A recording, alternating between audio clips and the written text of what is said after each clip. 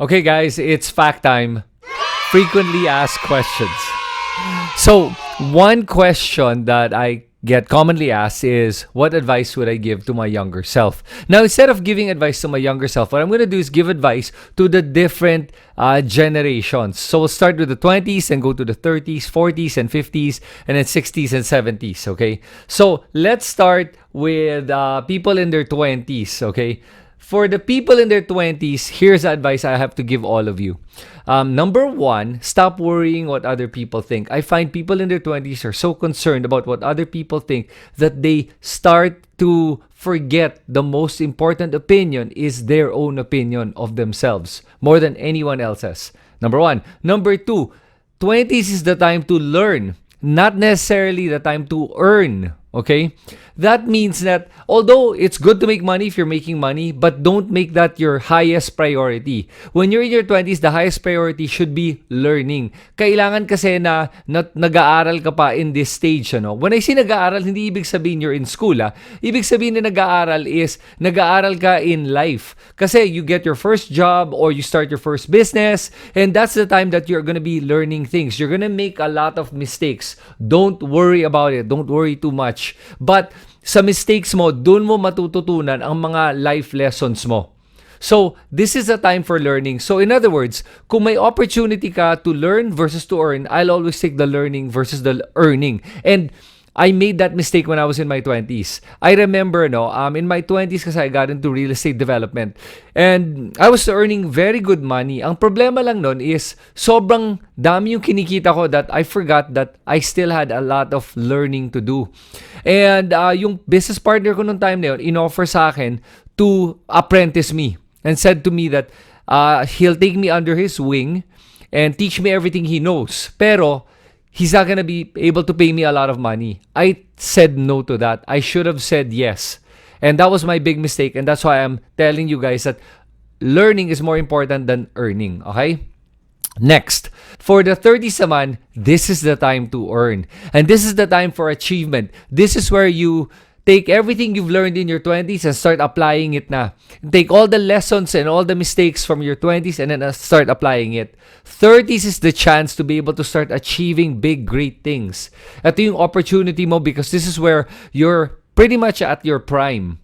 So, pag nasa 30s ka na, normally, that's where you start seeing this massive growth. And ito na yung talagang ibang chapter sa buhay mo na ang laki nung kaya mong ma-achieve.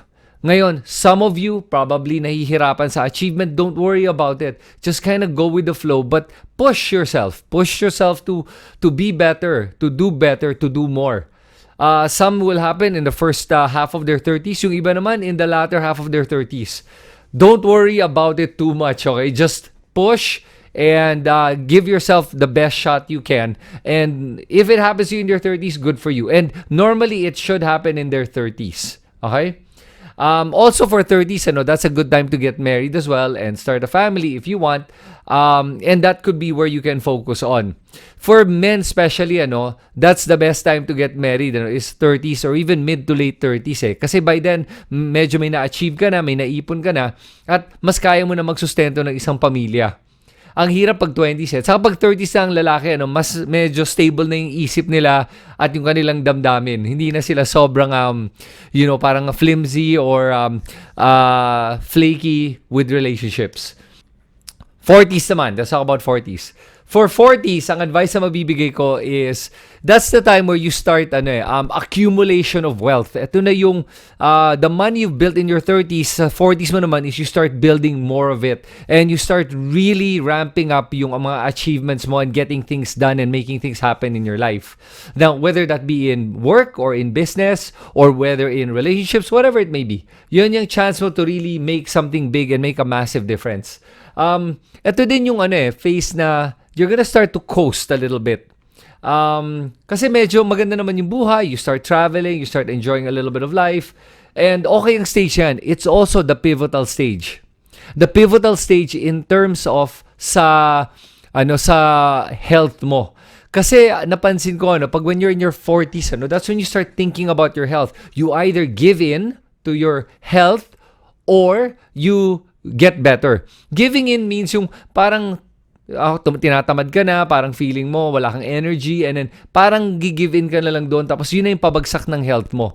Or sasabihin mo hindi pwede ito mangyari, and you're gonna improve your health. And I've seen people in their 40s na when they were in their 20s and 30s, they weren't in great physical health. Tapos yung top health nila and top fitness nila happened in the 40s. So this can happen to you. It's a choice that you have to make. So 40s is, I say, pivotal because yan yung pagkakataon mo to make those choices in your life and to say, no, I'm in control, etong gusto kong gawin.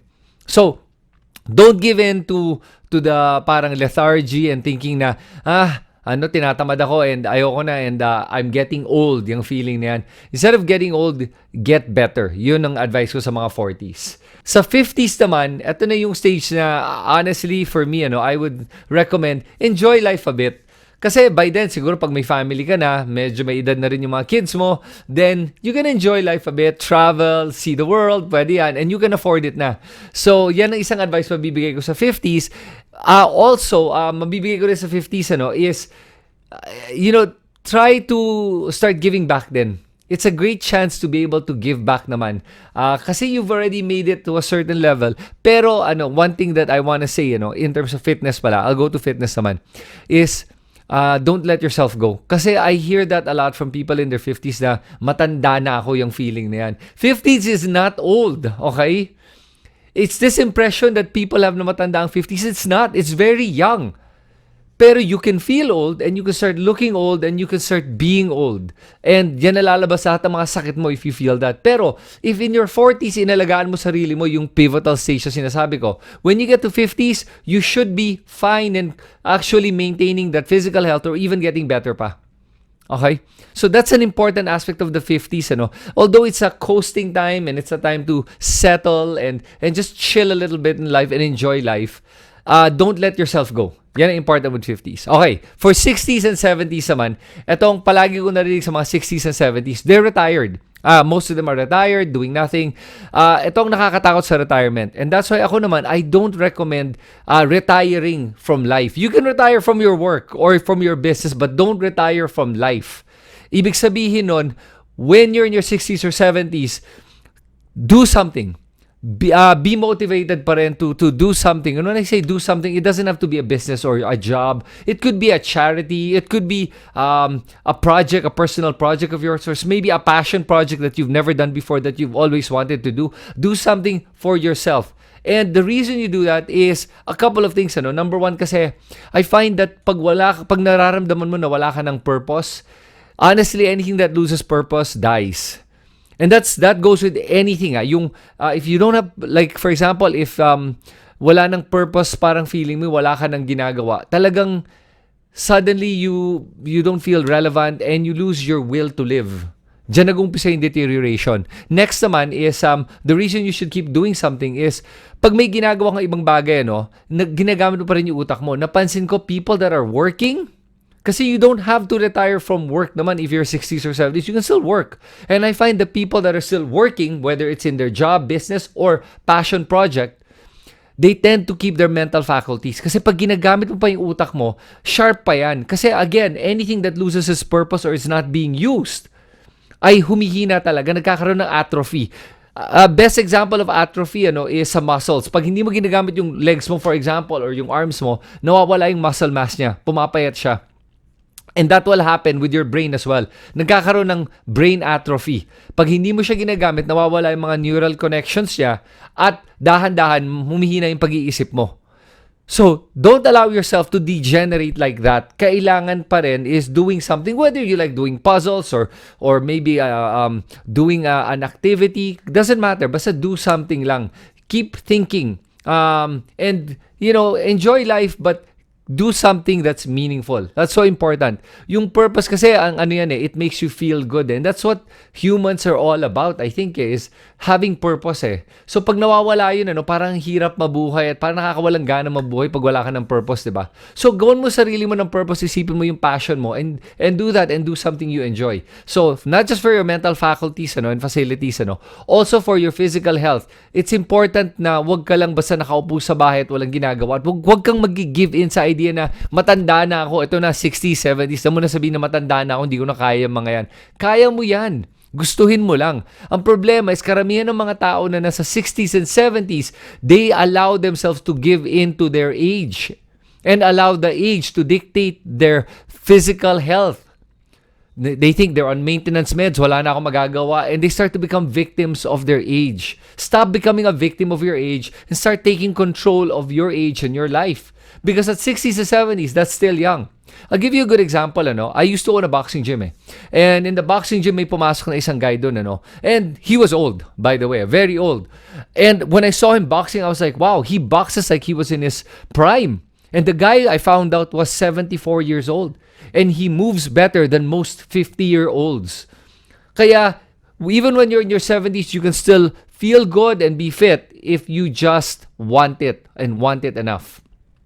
And that's it, guys. That's the advice I give for all the different decades, 20s, 30s, 40s, 50s, and 60s and 70s. Hope you guys learned something and picked up something from this video. And I'll be doing more FAQ time or fact time. Just feel free to comment if you have questions or comments, and I'll pick up some of those questions and maybe do the next fact time with your question. Thanks, everyone.